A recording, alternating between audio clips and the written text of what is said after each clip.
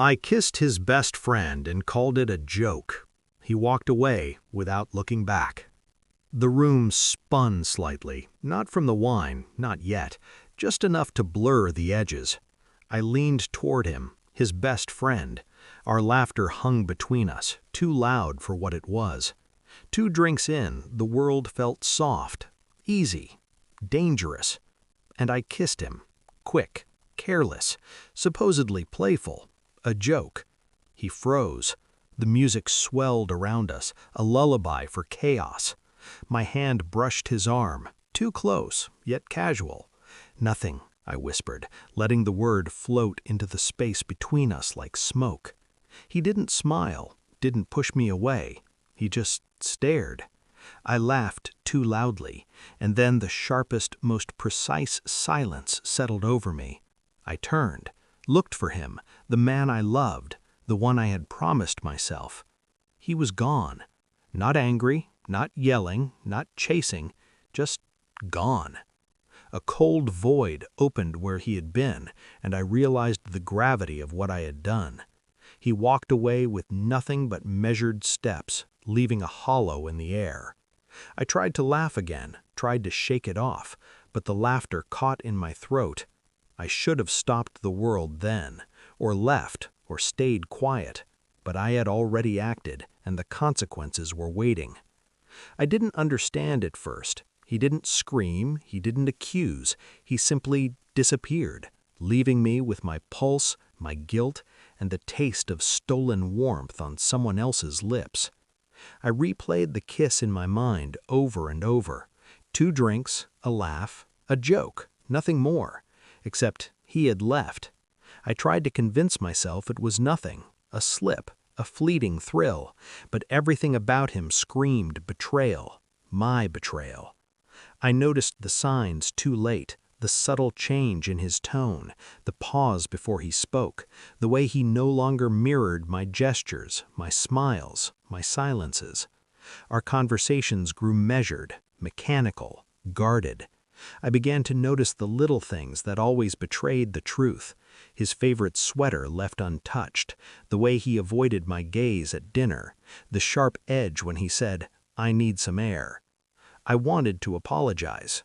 I didn't, because every word I might have used would have sounded desperate, weak. I watched from a distance, studied him, tried to guess the fracture line. The truth settled in, bitter and cold. I had changed him, and in doing so, I had destroyed us. I couldn't let it go. Externally, I smiled, I joked, I continued to exist as if nothing had happened, but beneath the surface, I was unraveling every detail. I checked the messages I thought were private, not to punish myself, not yet, just curiosity. Patterns emerged. He had stopped answering immediately. He had started leaving the room when I entered. The smallest touch on my arm was now met with hesitation. I followed quietly, observed, a detective in my own life. I traced the moments before he left, the context, the timing, his interactions with his best friend, my reckless target. I didn't confront, not yet. Instead, I constructed a timeline. Step by step, behavior by behavior, I tried to decode the emotional damage. I realized I had underestimated him, underestimated the gravity of choice. The man I loved was meticulous, patient, aware, calculating, and my joke had broken the rhythm he had maintained between us. It hit me when I saw the note, a simple folded slip of paper tucked into his notebook. 3 words, "I'm done." Permanently. I read it over and over. No anger, no plead, no threat, just clarity. He had walked away not in rage, not in despair, just detachment.